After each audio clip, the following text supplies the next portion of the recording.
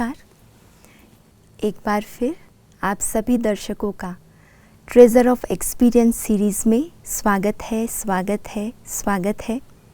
हर बार हम अनेक विशेष विभूतियों का, अनेक सुंदर जीवन के व्यक्तित्व जिन्होंने जिए हैं, ऐसे महान विभूतियों का अनुभव आपके सामने प्रस्तुत करते ही रहते हैं। तो एक बार फिर आज हम हाजिर हैं आपके सामने एक ऐसे ही महान व्यक्तित्व, एक ऐसे ही प्रेरणादायी व्यक्तित्व को आप सभी के सामने लेकर आए हैं। आदरणीय शैलेंद्र सक्सेना जी, जिनको वर्तमान में सभी शैलेंद्र प्रभु जी के नाम से जानते हैं, और उनके जीवन का इतना सुंदर और अनोखा अनुभव है जिनकी आज हम लेन देन भी करेंगे और उनसे भी हम अनेक प्रेरणाएं प्राप्त करेंगे। आप पिछले 4 दशकों से, लगभग 40 वर्षों से प्रिंट मीडिया में आपने कार्य किया। साथ साथ आप नेशनल न्यूज़पेपर के संपादक भी रहे, और नेशनल न्यूज़पेपर के संपादक रहने के साथ साथ आपने लखनऊ और नोएडा के एडिशंस भी आपने निकाले हैं। तो इतने ऊंचे प्रधान कार्य को करते हुए मीडिया, जिसको आप जानते हैं कि आज पूरी दुनिया मीडिया के द्वारा सारे विश्व की जानकारी प्राप्त करती है, तो ऐसे महान व्यक्तित्व के जीवन में इतना बड़ा परिवर्तन, जो बिल्कुल आध्यात्म के मार्ग पर आज चल रहे हैं, तो कैसे उन्होंने अपने जीवन में अनुभव प्राप्त किए और हम आज उनसे क्या प्रेरणाएं लेंगे। तो सुनते हैं आज शैलेंद्र प्रभु जी के द्वारा उनके विशेष व्यक्तित्व का अनुभव। नमस्ते भाई साहब, आपका बहुत बहुत स्वागत है ब्रह्मा कुमारी शांति सरोवर हैदराबाद के मनमोहिनी डिवाइन स्टूडियो में। आपसे मिलकर, आपके व्यक्तित्व को देखकर ही हमें ऐसा लगता है कि आपके जीवन में अनेक अलौकिक और आध्यात्मिक अनुभव है। लेकिन जैसे आपका परिचय हमने सुना कि 4 दशक आप प्रिंट मीडिया में रहे, 40 वर्षों तक आपने एक मीडिया के मार्ग में जो लोगों के जीवन को बहुत नज़दीक से जानता है, देखता है, समाज की अनेक घटनाओं को जो दिन रात जानने की कोशिश करता है, ऐसे 40 वर्ष उस मार्ग पर, उस जर्नी को करते हुए आप फिर एकदम आध्यात्मिकता के मार्ग पर, जो बिल्कुल अलग मार्ग है, क्योंकि दुनिया तो यही समझती है कि आध्यात्मिकता माना सब कुछ त्याग देना है, सब कुछ छोड़ देना है। तो ऐसा जीवन आपने कैसे, जीवन में इतना परिवर्तन आपने लाया? क्या आपके अंदर ऐसे प्रश्न आए या क्या ऐसी प्रेरणा आई आंतरिक कि आपको लगा कि मुझे ये मार्ग अब चुनना चाहिए? ओम शांति। मुझे लगता है कि आज जब मैं अपने जीवन को देखता हूँ तो मुझे लगता है कि मैं अपने बचपन को जी रहा हूँ। मीडिया में आने से पहले मेरे 20 वर्ष मथुरा वृंदावन में रहे, तो वहाँ जब बचपन में जो आपको संस्कार मिलते हैं, जो आपका पालन पोषण होता है, आपके माता पिता, आपका परिवेश जो है, वो पूरे जीवन में आपके साथ रहता है, भले ही आप किसी क्षेत्र में हों जी। तो मुझे भी याद है कि मेरे पिता और माता बहुत भक्ति मार्ग में थे, और मथुरा वृंदावन में रहने के तो कृष्ण की भक्ति और सब रहता था। तो हमारे पिता संतों की बहुत सेवा करते थे, साधु संतों की, तो मैं उनके साथ जाया करता था। अच्छा। तो मेरे मन में ये प्रश्न रहते थे, ये सब क्या है, भगवान कहाँ है, मैं कौन हूँ। और जब वो लोगों से बातें करते थे तो मेरे तो बहुत छोटा सा था, तो मेरे मन में अंदर अंदर प्रश्न रहते थे। धीरे धीरे वो प्रश्न बढ़ते गए, वो प्रश्न मन में रहे, और मेरे मन में एक ये रहा, मैं कौन हूँ, मैं कहाँ से आया हूँ, मुझे कहाँ जाना है। और उसके बाद जब मेरी शिक्षा पूरी हुई और ऐसा संयोग बना कि मुझे लिखना पढ़ना मैंने शुरू किया, जब मैं मीडिया में आया तब भी जिज्ञासा बनी रही। फिर जो भी मीडिया में रहते हुए साधु संत आते थे, उनसे बातें करते थे, तो यही मन की प्यास थी, उनकी जिज्ञासा थी, उनसे बातें करता था और अपने प्रश्न रहते थे। फिर 2008-9 में अचानक मुझे लगा, और मैंने मीडिया का एक अवकाश लेके और मैं हिमालय चला गया। अच्छा। 8 और 9 2 वर्ष हिमालय में रहा। वहाँ मुझे अपने प्रश्नों के कुछ उत्तर मिले। वहाँ मैंने लोगों का जीवन देखा, साधु सन्यासियों को देखा, जंगलों में गुफाओं में रहने वाले योगियों को देखा, और मेरे मन में ये रहता था, ये कहाँ रहते हैं, क्या करते हैं, क्या खाते हैं, कैसे रहते हैं। जब मैं वापस आया मीडिया में तो फिर मेरी प्यास कुछ और हो गई, और मैं यहाँ रह के भी अपने आप में रहने लगा। तो वृंदावन में संत महात्माओं से मिलते हुए जब मैं वहाँ दिवराहा बाबा से मिला तो उन्होंने मुझे कुछ सूत्र दिए कि वर्तमान में जीना है, अपना 100% देना है और जो भी रिजल्ट आए उसे एक्सेप्ट करना है, एनालाइज करना है और आगे बढ़ना है, जीवन के किसी भी क्षेत्र में रहें। और जब मैं मीडिया में आया तो मैंने उन सूत्रों को अपने जीवन में अपनाया और आज भी मैं उन्हीं को लेकर अपने जीवन को आगे बढ़ा रहा हूँ। ये मेरा वानप्रस्थ जीवन है। तो आपने जैसे बताया कि एक अलग मार्ग जो लोगों के बिल्कुल नज़दीक जीवन से जुड़ा है और अब एक बिल्कुल अलग मार्ग जो बिल्कुल अलग दिशा, जो समाज से बिल्कुल हटकर है, आध्यात्मिकता का मार्ग, वानप्रस्थ का मार्ग। तो ऐसे मार्ग पर आप चल रहे हैं, हिमालय में तपस्या कर रहे हैं और हमने ये भी सुना है कि आप हर वर्ष 6 मास हिमालय में रहकर ही तपस्या करते हैं। तो ऐसे हिमालय में तपस्या करते हुए क्या आपकी जीवन शैली वहाँ रहती है? क्योंकि ज़रूर लोगों के मन में भी, हमारे दर्शकों के मन में भी ये उत्सुकता होगी कि वहाँ रहकर कैसे जीवन जीते हैं, क्या खाते हैं, कब उठते हैं, क्या वहाँ की आपकी दिनचर्या रहती है? मीडिया में कई दशक रहने के बाद जब मैं संपादक की स्थिति में आया और नोएडा लखनऊ के एडिशन लॉन्च किए तो 16-18 घंटे काम करना, प्रेशर रहना, वो सब जो पूरी तरह से व्यस्त रहना, अपने लिए समय नहीं मिलना, तो लगा कि ये तो जीवन नहीं है। लौकिक सारी सुख सुविधाएं होने के बाद भी अंदर से कहीं ना कहीं एक गैप लग रहा था, संतुष्टि नहीं हो रही थी। और वही तलाश में मीडिया से अवकाश लेके और मैं हिमालय चला गया। हिमालय में जब मैं गया, वहाँ लोगों से मिला, योगियों से मिला, वहाँ के रहन सहन देखा, वहाँ के ब्रह्मचारियों से मिला, साधकों से मिला, तो फिर मैंने अपने जीवन में उसे अपनाना शुरू किया। और आप देखें कि हिमालय में जो लोग रहते हैं वो केवल 3 या 4 घंटे सोते हैं।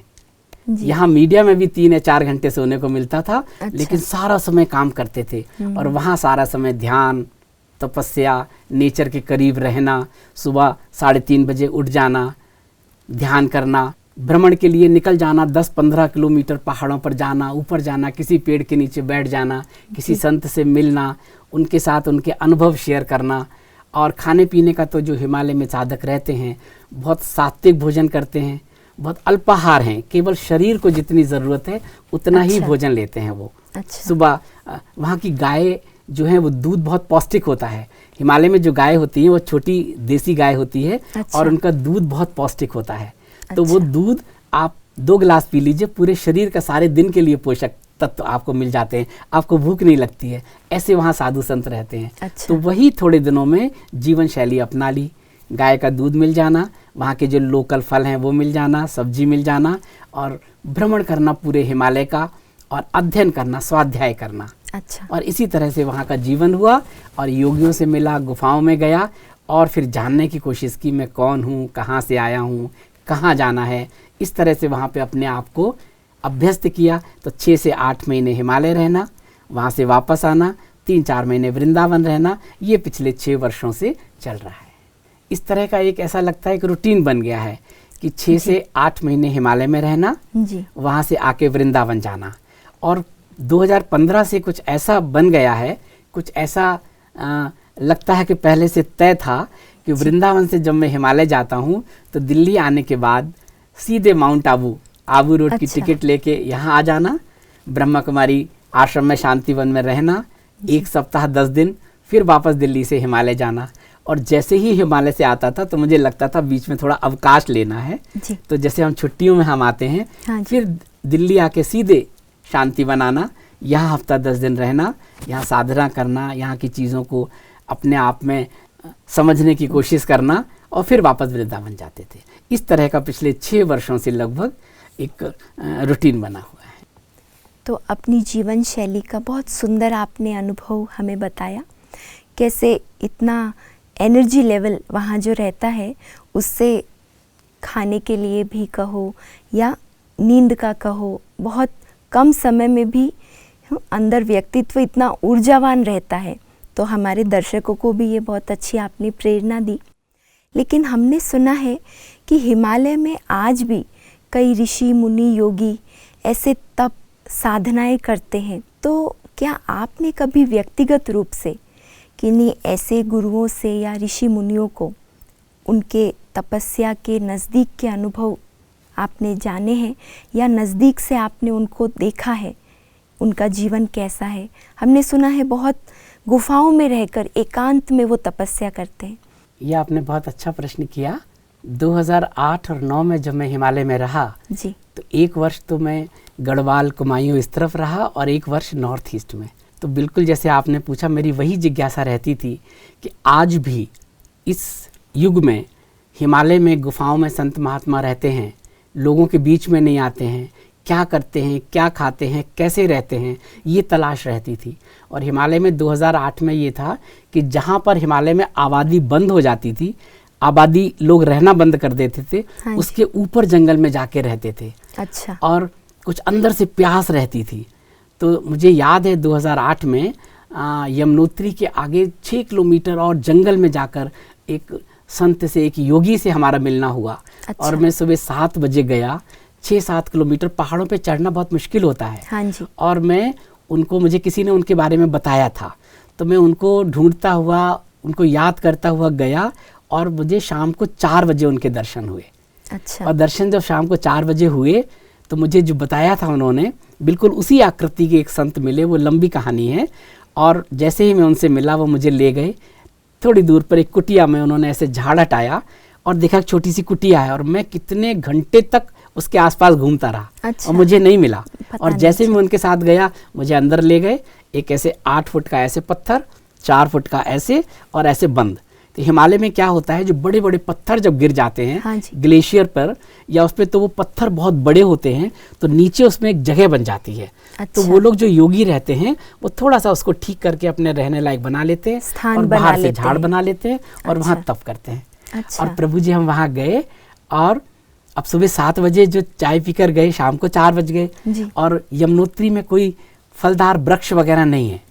अब यहाँ अच्छा। तो लगे कि पेट को कुछ चाहिए, हाँ जी, भोजन हाँ। चाहिए। तो अब वहाँ देखा कुटिया में कुछ नहीं, एक कमंडल और बैठे हुए एक छोटा सा पत्थर रखा हुआ। अब मैंने सोचा इनसे कहें तो क्या कहें, मुझे भूख लग रही है। थोड़ी देर में उन्होंने हमारे मनोभाव को समझ लिया और बोले अच्छा। बैठो, हम आते हैं। आपके बिना कहे ही बिना उन्होंने- कहे उन्होंने समझ लिया और बोले बैठो, अभी आते हैं। गए और थोड़ी देर में वो छोटे छोटे से, क्योंकि वेजिटेशन नहीं होता है हिमालय में, बहुत अच्छा। ऊपर जाके छोटे छोटे से फूल पत्तियां होती हैं। हाँ जी। तो वो उसको लेकर आए, ऐसे करके उन्होंने पत्थर में रखा, जल डाला और पत्थर से उसको घिसा, 4 गोली बनाई। और गोली बना के उन्होंने मुझे कहा ये प्रसाद है। 2 उन्होंने खाई, 2 मैंने खाई। और मुझे बोले बाहर जाके पानी पियाओ। तो बाहर गए तो वहाँ वनस्पतियों का पानी ऐसे करके आता है, हाँ जी, सीधा सा। हाँ, हाँ। तो उसको ऐसे करके पीना होता है। तो ऐसे आपने पानी पिया। और आपको बताएं अपना पहला अनुभव कि आधे घंटे में ही मुझे ये लगा कि मैं पूरे एनर्जेटिक हो गया। अच्छा। सारी थकान दूर हो गई। और सिर्फ ऐसा वो हुआ 2 गोली खाने केवल से 2 गोली खाने से। और पेट मेरा ऐसे लगे बिल्कुल टाइट हो गया। अच्छा। बाद में मैंने बहुत चिंतन किया कि आपको विटामिन्स, मिनरल, शरीर के सारे पोषक तत्वों की अगर दवाई दे दी जाए, टैबलेट दे दी जाए, लेकिन आपकी संतुष्टि नहीं होगी जब तक कि आपका पेट में आपके कुछ नहीं जाएगा। और ऐसा लगा कि पूरा टाइट हो गया। फिर मैंने उनसे पूछा, हाँ जी। तो उन्होंने फिर मुझे सुबह दिखाया भी कि बड़े बड़े जो पत्थर गिर जाते हैं उसके नीचे इस तरह की वनस्पतियां स्वतः ही उत्पन्न हो जाती हैं। उनको उन वनस्पतियों का ज्ञान होता है योगियों को, और वो ऊपर से उसको तोड़ते जाते हैं, नीचे से वो आती जाती है। अच्छा। तो उन्होंने कहा ये हम तोड़ते हैं, 24 घंटे में ये दोबारा आ जाती है। अच्छा। तो हमने कहा कि लोगों को लगता था कैसे वर्षों तपस्या करते हाँ बिना जी। खाए पिए। कईयों तो के मेरा- प्रश्न हैं ये। हाँ, तो ये मन मेरा में। फिर व्यक्ति अपना अनुभव रहा। और मैंने उनसे ये भी कहा जिज्ञासावश कि आप मुझे इसकी जानकारी करा दें या उसकी कुछ ऐसे पौध निकाल दें तो हम नीचे ले जाके इसको प्रोडक्शन कर लेंगे। तो उन्होंने कहा इन वनस्पतियों की आयु 10 मिनट होती है। जैसे ही आप अच्छा। तोड़ते हैं और आप तोड़ के उसको खा लेते हैं तो 10 मिनट में आपके शरीर को सारे पोषक तत्व मिल जाते हैं। अच्छा, और सिर्फ 10 मिनट बाद ये घास है। बोले आप इसको यमुनोत्री तक भी ले जाओगे, मैं आपको दे दूंगा, तो यह घास की तरह रहेगा, उसका कोई उपयोग नहीं अच्छा। होगा। तो सिर्फ तो 10 मैंने मिनट ही उसके अंदर जाना कि कैसे योगी वहाँ तप करते हैं जी। और रहते हैं और इस तरह से अपना जीवन यापन करते हैं। और वो किसी कर्म कांड में नहीं रहते, अच्छा। वो ध्यान करते हैं। और ध्यान तो करने से नहीं घटता है।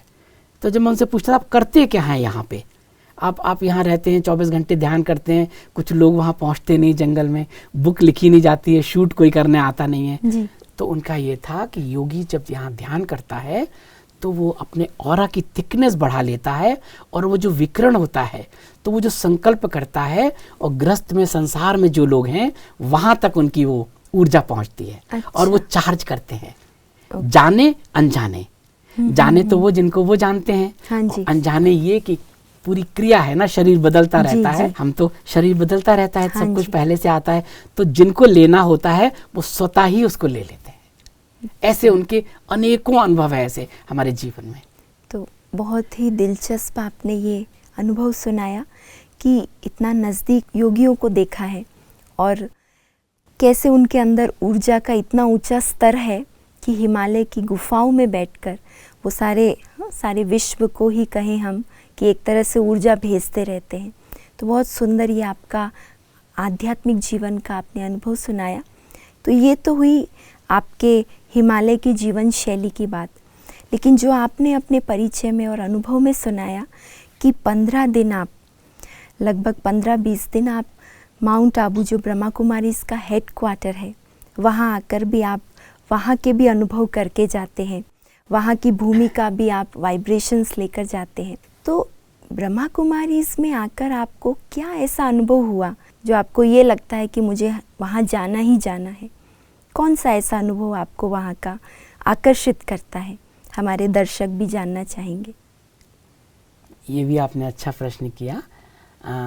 वृंदावन में रह के संत महात्माओं का बहुत सानिध्य मिला, हिमालय में बहुत संत महात्माओं का सानिध्य मिला, और आबू आना और यहाँ लोगों से जुड़ना ये भी एक संयोग है। एक छोटी सी घटना आपको बताएं। हाँ जी। कि हम सिरोही आए एक निमंत्रण पर, सिरोही के जो महाराज हैं उनके निमंत्रण पर वहाँ पर आए, और यहाँ आके मुझे लगा कि यहाँ पे कुछ विशेष ऊर्जा है। अच्छा। जैसे हिमालय में ऊर्जा महसूस होती हाँ है, जी, हाँ। वृंदावन में कुछ ऐसे स्थान हैं जहाँ एक ऊर्ध्वगामी ऊर्जा महसूस होती है, ऐसे ही वो ऊर्जा मुझे यहाँ पर महसूस हुई माउंट आबू में। माउंट आबू में। अच्छा। फिर जब मैंने पूछा कि यहाँ ऐसा क्या विशेष है, हाँ तो जी। उन्होंने कहा यहाँ ब्रह्मा कुमारी ईश्वरी विश्वविद्यालय एक आश्रम है, और आपको चल के उनसे मिलवाते हैं, और वहाँ की जो दादी हैं, जानकी दादी, उनसे मिलकर आपको बहुत अच्छा लगेगा, क्योंकि आपकी उसी तरह की रुचि है, आपकी जिज्ञासा है। ये आपका भाई साहब पहला अनुभव? ये बिल्कुल जब पहली बार जब माउंट आबू आए, अच्छा। सिरोही पर आए,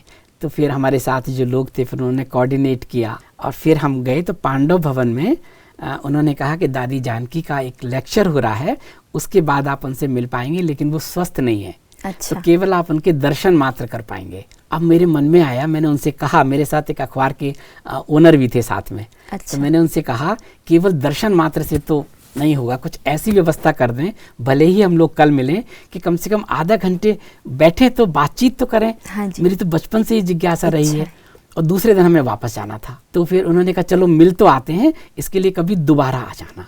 अच्छा। और हम लोग गए, और पांडव भवन में एक जगह हम लोगों को बैठा दिया, ऐसे खड़े हो गए हम लोग। दादी लेक्चर दे के आई, उन्होंने बैठा, सबने उनको प्रणाम किया, उन्होंने हम लोगों की तरफ देखा, और मेरे मन में तो वही संकल्प चल रहा था।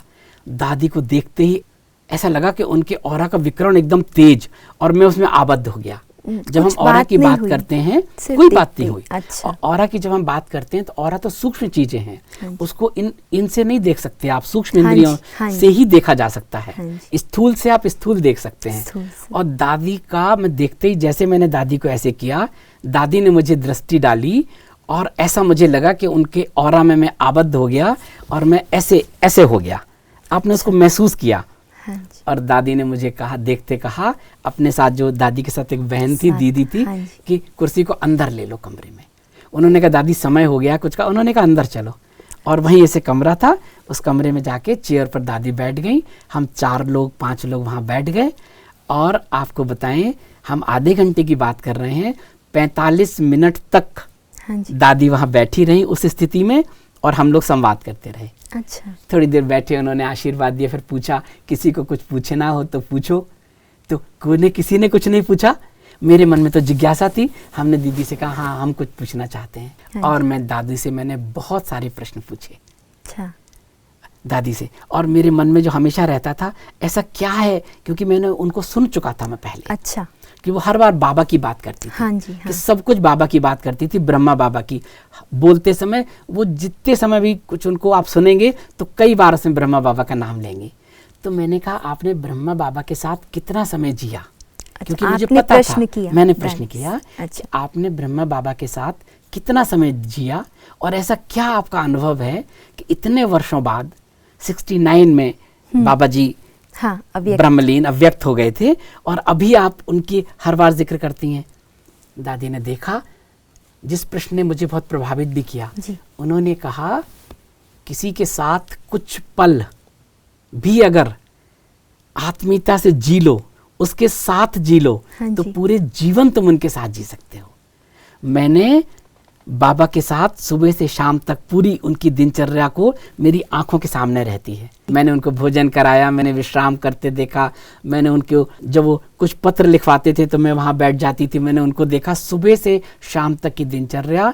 आज इतने वर्षों बाद जब भी मैं भोग लगाती हूँ बाबा के साथ लगाती हूँ, कुछ खा रही हूँ मुझे लगता है कि मैं बाबा को खिला रही हूँ और खा रही हूँ, विश्राम करने जाती हूँ तो मुझे लगता है बाबा मेरे साथ विश्राम कर रहा है।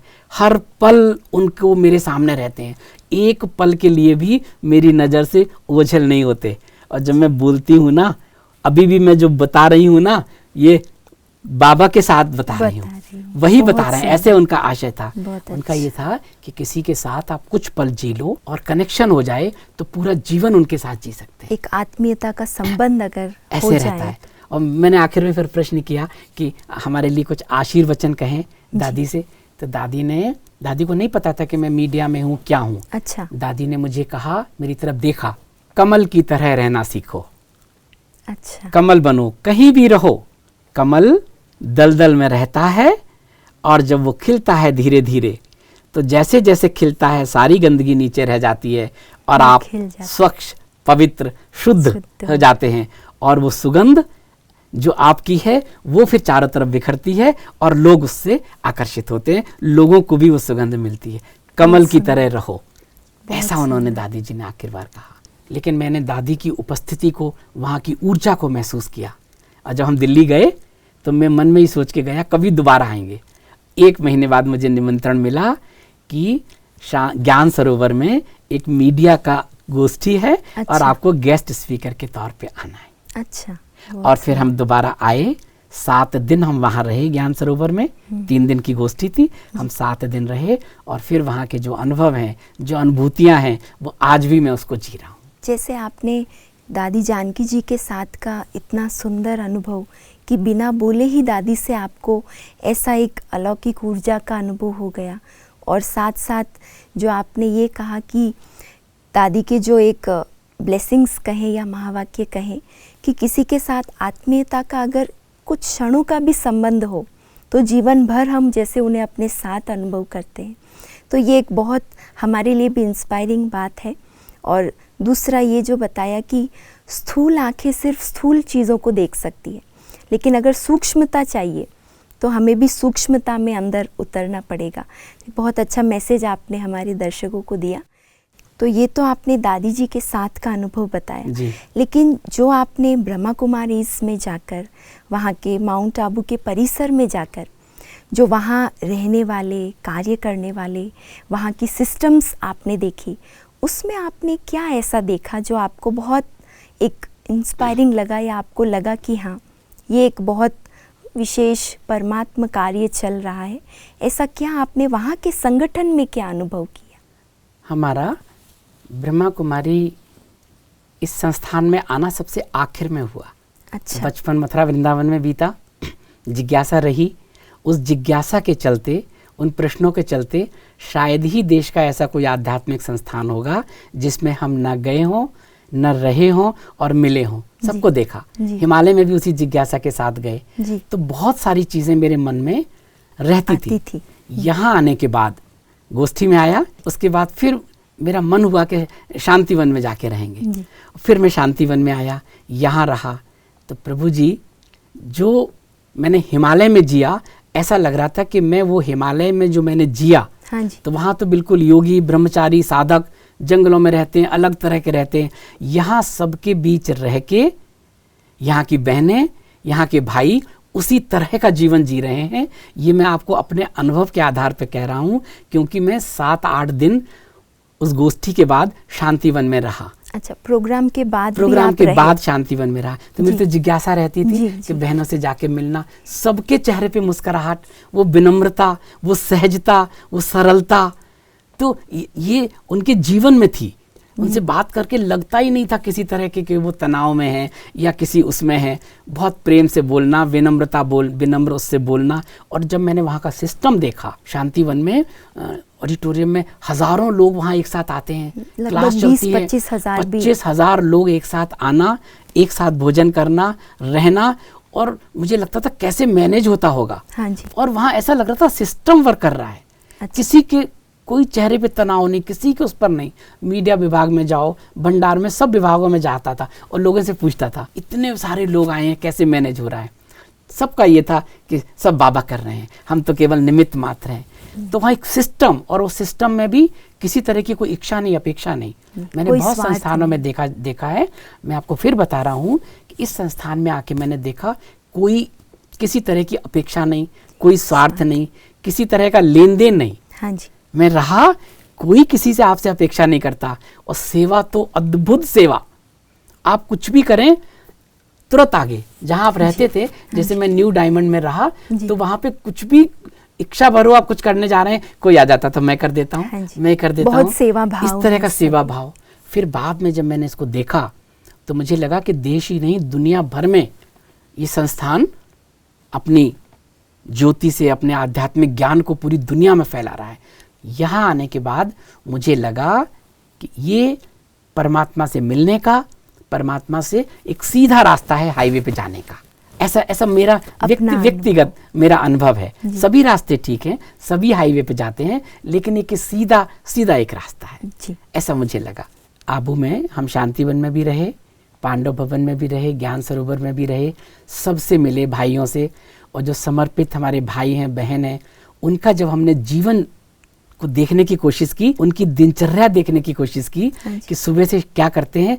अमृत बेला में उठते हैं 3:30 बजे, योग करते हैं, सेवा करते हैं, जिस तरह से रहते हैं, शुद्धता से, पवित्रता से, ब्रह्मचर्य से। मुझे हिमालय याद आता है। अच्छा। हिमालय में जब मैं ऊपरी हिमालय में जब रहता हूँ, तो मैं जब वहाँ के साधकों का जीवन देखता हूँ, बिल्कुल उनका वही जीवन, सहज और सरल, कोई इच्छा अपेक्षा नहीं, कोई स्वार्थ नहीं।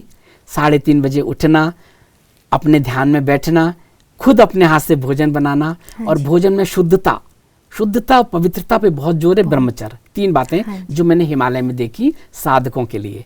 और जब मैंने यहाँ आके देखा तो मुझे लगा ये सब ब्रह्मयोगी हैं, ऐसा मुझे लगा यहाँ के भाई बहनों को देखकर, क्योंकि हिमालय में जो जीवन जीते हैं वही यहाँ जीवन देते हैं। तो ये जब दोनों का देखा तो मुझे लगा कि हिमालय के साधक, जिन्हें हम कहते हैं ब्रह्मयोगी, तो मुझे तो यहाँ सारे ब्रह्मयोगी भाई बहन लगते हैं। ये मेरा अपना अनुभव है, ऐसा मुझे महसूस होता है। मैं यहाँ के नहीं, जब मैं यहाँ रुका तो कुछ विदेश की बहनें भी आकर मिली थी किसी काम से। वो मेरे हिमालय के अनुभव जानना चाहती थी। उन्हें पता चला कि मैं हिमालय में रहता हूँ, तो वो मेरे रूम में आके मिली। तो जब मैंने उनसे पूछा कि यहाँ का तो हम समझते हैं, हमारी सनातनी परंपरा है, लेकिन आप तो रहते हैं बाहर। एक न्यू जर्सी की बहन थी, तो आप तो वहाँ की लाइफ स्टाइल जीते हैं, वहाँ को बिल्कुल अलग लाइफ स्टाइल है। तो उन्होंने कहा जो यहाँ आप देख रहे हैं बिल्कुल यही जीवन हमारा वहाँ है। और हमारा ही नहीं, पूरे दुनिया में जितने भी सेंटर हैं, एक ही तरह का, एक समय उठना, एक ही समय में मुरली, एक ही समय में भोजन प्रसाद, और सबका टाइम सेट है। सारे विश्व में कहीं भी सेंटर्स हैं, सब में ये एक ही सिस्टम एक ही समय पर चलता है, और सबके लाइफस्टाइल भी यही सेम है जी। तो बहुत सुंदर आपने ये माउंट आबू हेडक्वार्टर का अनुभव आपने सुनाया, और हमें भी बहुत खुशी हुई कि आपने इस संगठन को इतना नज़दीक से जाना और खुद व्यक्तिगत अनुभव भी उससे किया है। तो हमारे दर्शकों के लिए भी आपकी क्या राय है कि ब्रह्मा कुमारीज़ में जो राजयोग सिखाया जाता है जी, जीवन में उसे लाने से क्या फ़ायदे होंगे, क्यों जीवन में लाना ये ज़रूरी है?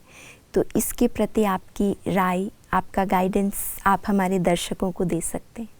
यहाँ शांतिवन में आने के बाद मैंने पहले राजयोग पढ़ने की कोशिश की। थोड़ा समझने की कोशिश की। उसके बाद मुझे लगा कि किसी टीचर से इसको जब आप सुनेंगे फिर उसको आत्मसात करें। तो 7 दिन तक यहाँ पर हमने राजयोग का समझने का 1-to-1 कोशिश किया। अच्छा। डॉक्टर सविता जी हैं शांतिवन में, हाँ जी। उनके साथ 1 घंटे की हमारी रोज क्लास होती थी, कभी 2 घंटे की क्लास होती थी। उन्होंने फिर सारा समझाया और जीवन को समझना, सृष्टि को समझना, परमात्मा को समझना, आत्मा को समझना, किस स्वरूप में है, क्या है, जब सारा जाना, समझा, आत्मसात किया और उसका अभ्यास करते थे एक पाठ का, फिर दूसरे दिन जाके हम लोग उस पर डिस्कस करते थे आपस में। अच्छा। फिर जो होता था और क्लैरिटी आती थी उसके बाद। तो मुझे लगा राजयोग परमात्मा को जानने का एक सीधा सीधा साधन है, जो राजयोग की जब आप क्लास अटेंड करेंगे, उसको आप जानेंगे, तब आप जानेंगे कि परमात्मा को मिलने का सीधा और सरल उपाय क्या है, गृहस्थ में रहते हुए, अपने कर्म क्षेत्र में रहते हुए। आप आत्मा है, वो परमात्मा है। हम लोग हिमालय में उसको पावर हाउस कहते हैं। अच्छा। कि निराकार परमात्मा का स्वरूप है, एक लाइट है, एक प्रकाश है, उसकी ज्योति आपके अंदर है, वो आत्म स्वरूप है। और आप उस ज्योति से उसको अपने आप को उससे लय कर लीजिए, जोड़ लीजिए। परमात्मा को जानने का एक राजयोगिक साधन है। लेकिन जब मैं बाहर गया इसके बाद, तो मेरे को सेंटर्स पे भी मैं जब घूमता हूँ ना, तो मेरी इच्छा हो गई ना, तो मैं जानने के लिए जाता हूँ। तो वहाँ भी मैंने देखा, लोगों से पूछा, तो वहाँ भी ये होता है सेंटर पर कि आप आइए, जुड़िए, राजयोग कीजिए, क्लास कीजिए, कोई बाध्यता नहीं है। कोई किसी तरह का लेन देन नहीं है, कोई फीस नहीं है, कोई पैसा नहीं है। और आप करके प्रैक्टिकल करके देखिए। जो सबसे अच्छी बात लगी कि बाकी जगह होता है ना कि पढ़ लिया, पढ़ा लिया, सुन लिया, सुना दिया। यहाँ होता है कि राजयोग की क्लास हुई, आपको बताया, और बताने के बाद आप उसको अनुभव करिए, प्रैक्टिकल जीजिए, देखिए। अगर आपको लगता है फिर आप आके जुड़िए। तो ये बहुत कम जगह देखने को मिलता है। और शांतिवन में हमने देखा कि वसुधैव कुटुंबकम की बात, कि पूरी दुनिया एक है, अतिथि देवो भव, यही देखा। विश्व परिवार की बात देखी, पूरी दुनिया एक है, वो यहाँ देखी। बस उसको एक बार जान लें और अपने आप को उससे जोड़ने का अगर आपको मार्ग मिल जाए, तो जहाँ है, जैसे हैं, वहीं रह के मैं भगवान का हूँ, भगवान मेरे हैं, हर कर्म उन्हें समर्पित करते हैं। और ये मैंने यहाँ आके उसको प्रैक्टिकल देखा कि लोग उस तरह का जीवन जी रहे हैं। बहुत सुंदर आपने ब्रह्मा कुमारी इसके साथ और जो राजयोग का अनुभव आपने किया, कि राजयोग सिर्फ कहने के लिए नहीं, लेकिन प्रैक्टिकल जीवन में करने का मार्ग है, और परमात्मा से जुड़ने का एक सहज और सरल मार्ग है, जीने का मार्ग है। जीने का, जीवन जैसे जीना है। राजयोग सिर्फ सुनना या सुनाना नहीं, लेकिन जीवन जीने का एक रास्ता है। तो बहुत सुंदर, परमात्मा को जानने के लिए आपने ये जो राजयोग सीखा, और ब्रह्मा कुमारी संस्था के आपने नज़दीकी जो अनुभव हमको सुनाए, बहुत हमें प्रसन्नता हुई। और बहुत अद्भुत अनुभव आपके लगे कि बिल्कुल अलग मीडिया का एक मार्ग, फिर वानप्रस्थ जीवन का एक रास्ता, और दोनों में ही इतनी गहराई में जाकर आपने कैसे जीवन में इतना बड़ा परिवर्तन लाया।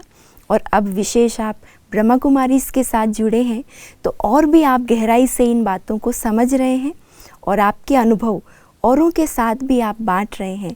तो इसकी हमें बहुत खुशी है, और आपको हम बहुत बहुत दिल से सादर धन्यवाद भी करते हैं कि आपने अपना अमूल्य समय हम सभी के लिए निकाला, हमारे दर्शकों को इतना सुंदर ज्ञान और अनुभव सुनाया। एक बार फिर आपका धन्यवाद। ओम शांति। आपका भी आभार कि मुझे यहाँ आने का सौभाग्य मिला, सबसे मिलने का सौभाग्य मिला। अंत में 5 चीज़ें जो मुझे हिमालय के योगियों ने बताई, वो मैं आपको बताऊं। 5 सूत्र जी। जीवन में रहने के लिए, शांति और आनंद के लिए। हम आनंद ही तो चाहते हैं, शांति तो चाहते हैं। उन्होंने कहा कि वर्तमान में जी के उसके हर पल का आनंद लें। हम ज़्यादातर भूत में होते हैं या भविष्य में होते हैं, और जो भी करें उसमें अपना 100% दें। हाँ जी। और जो भी रिजल्ट आए उसको पहले एक्सेप्ट करें, एनालाइज करें। हाँ जी। और क्या कमी है उसे देखें, फिर 200% दें, आगे बढ़ें। बहुत अच्छा बात ये तो। आगे बढ़ें, निराश ना हो, आस बनाए रखें, उम्मीद रखें, उत्साह बनाए रखें। तीसरा, जीवन में कोई भी निर्णय लें तो जिसके बारे में निर्णय ले रहे हैं, थोड़े समय के लिए अपने को उसकी जगह रख के देख लें। कभी जीवन में गलत निर्णय होगा ही नहीं। चौथा था ईश्वर और मृत्यु को हमेशा याद रखें, हर समय श्वास प्रश्वास में ईश्वर और मृत्यु को याद रखें। और अंतिम जो उन्होंने कहा, सत्य के साथ रहने का प्रयास करें। और सत्य के साथ रहने का प्रयास करने के लिए आपको किसी न किसी मास्टर के पास तो जाना होगा, किसी न किसी संस्थान के पास तो जाना होगा, कुछ तो आपको समझना पड़ेगा। जो आपकी प्यास है वो सूत्र मिल जाए तो आप अपने जीवन में कर्म में रहते हुए सत्य के साथ रह के अपना जीवन जी सकते हैं और उस परमात्मा को जान सकते हैं। और लक्ष्य तो वही है जी, परमात्मा को जानना, उसे पाना। सफल और प्रभावशाली जीवन के लिए आपने बहुत सुंदर हमें 5 सूत्र भी बताए और एक नेशनल न्यूज़पेपर के संपादक के रूप में 40 वर्ष कार्यरत रहकर फिर इस जीवन का अनुभव आपने इतना सुंदर रीति से बताया कि ज़रूर आज हमारे दर्शकों को भी ऐसी प्रेरणा मिली होगी कि राजयोग जो परमात्मा से जुड़ने का एक बहुत सरल और सीधा मार्ग है, इस मार्ग पर ज़रूर हमारे दर्शक भी प्रेरणा लेंगे चलने की और आपके अनुभवों से सभी लाभ भी लेंगे। तो ऐसे और आगे अनेक अनुभवों को सुनने और जानने के लिए, अपने जीवन को भी उन अनुभवों से सजाने के लिए आप ब्रह्मा कुमारीज़ शांति सरोवर के YouTube चैनल को सब्सक्राइब कर सकते हैं ताकि आपको आने वाले सभी प्रोग्राम्स का नोटिफिकेशन मिलता रहेगा। धन्यवाद। ओम शांति।